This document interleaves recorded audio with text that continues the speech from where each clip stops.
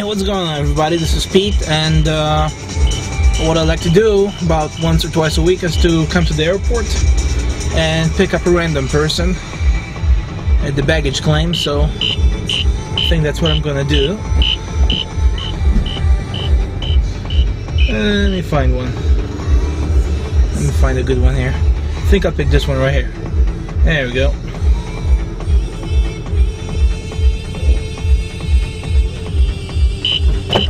What's going on? I'll go you.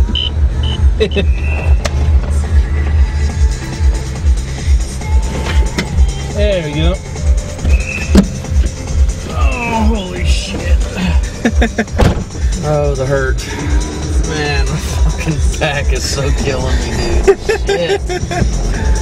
You brought that thing with you, carrying it on the plane? That's right, carrying it on the plane. Shit. Where's your baby?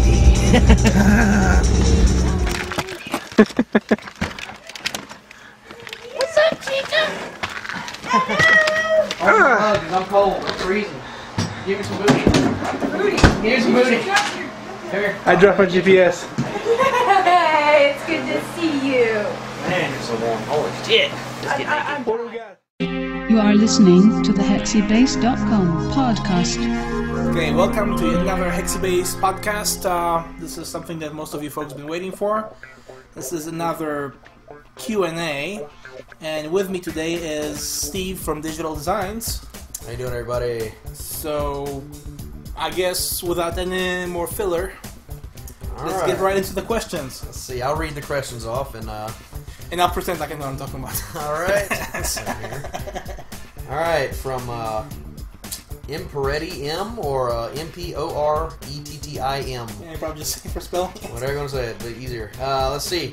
He asked, how do you account for cabin gain when designing an enclosure? Basically, I'm trying to figure where the roll-off should start on a ported box for mostly flat response using a program like WinISD. I want the benefits of a ported box without the peakiness. Peter? Well, it's not so much cabin gain. It's more so a series of relative wave interactions that create peaks and nulls. So basically, the common approach is that.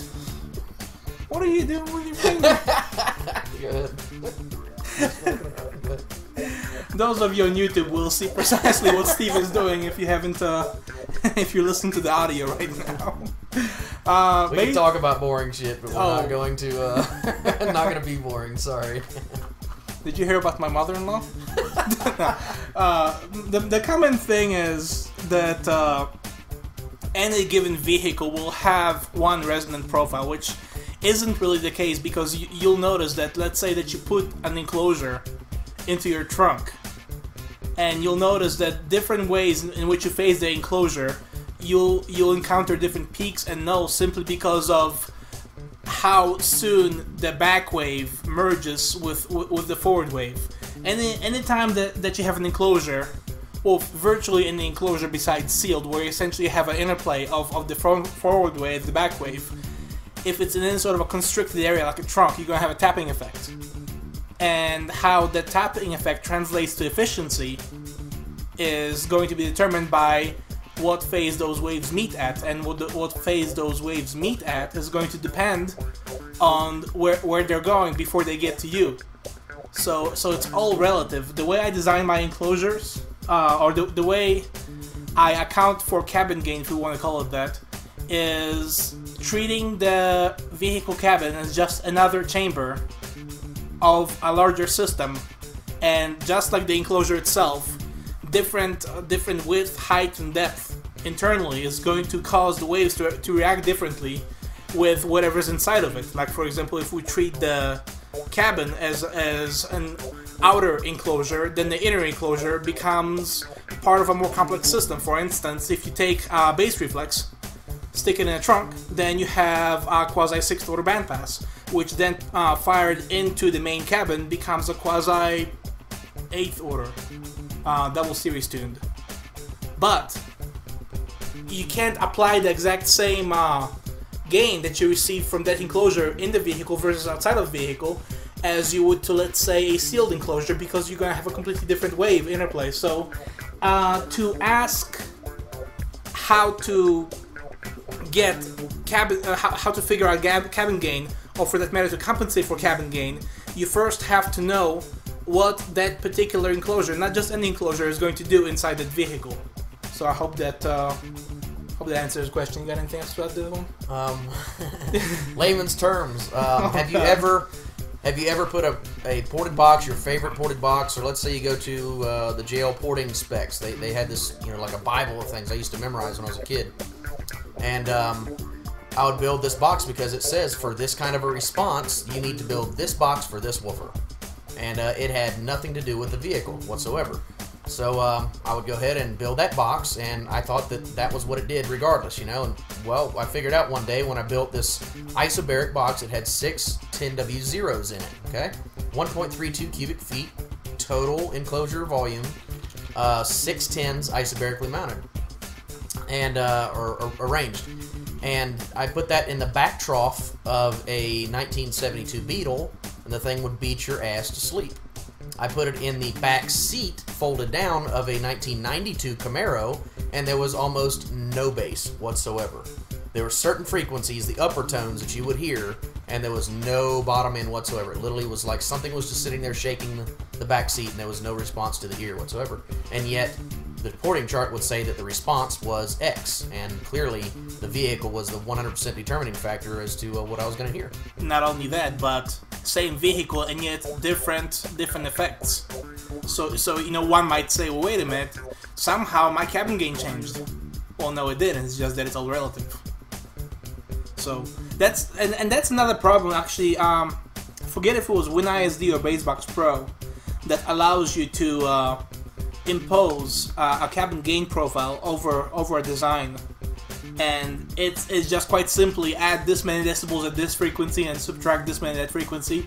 That's erroneous for that very reason, because it won't always be plus 12 dB at 20 hertz. So, depending on how you position the box, it might be minus 10 dB.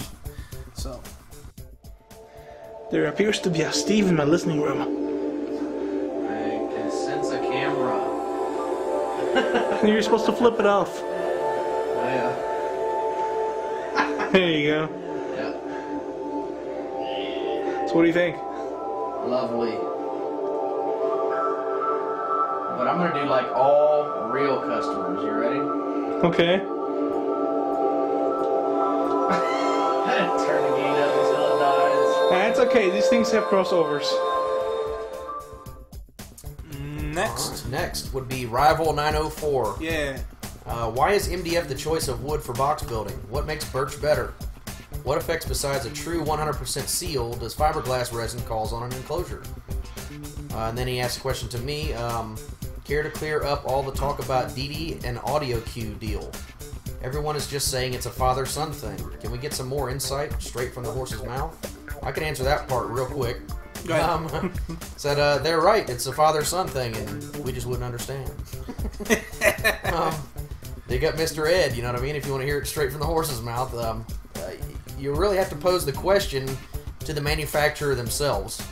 That would be AudioCue in this particular instance, not the OEM manufacturer. So if we finish assemble or do something of that nature, which is what we do, we finish assemble these.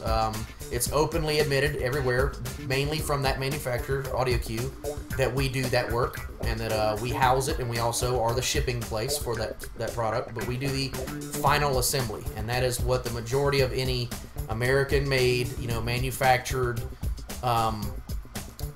products here, in the USA, when they say, handmade in the USA or whatnot, most everything from what we've seen and what we heard from all the vendors that are out there that provide raw materials to them, worldwide, it's mostly international parts coming in, or sub-assemblies coming in, and then final assembled with either international or domestic parts to finish the product. But mainly, it's stuff from overseas. That is what the AudioCue stuff is. If you want to know more about that background, that's up to them to let you know. So really, I can't speak for AudioCue. As far as just like let's say if you use another manufacturer, let's say everybody knows JL.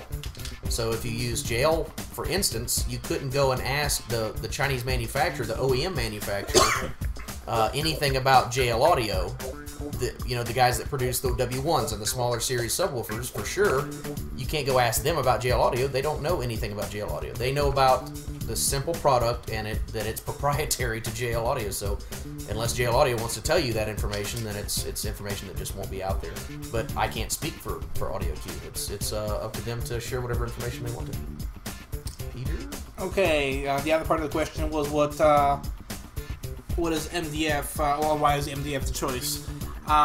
Could be a lot of reasons. I think the most predominant of them is the ratio between the MDF's physical characteristics versus price.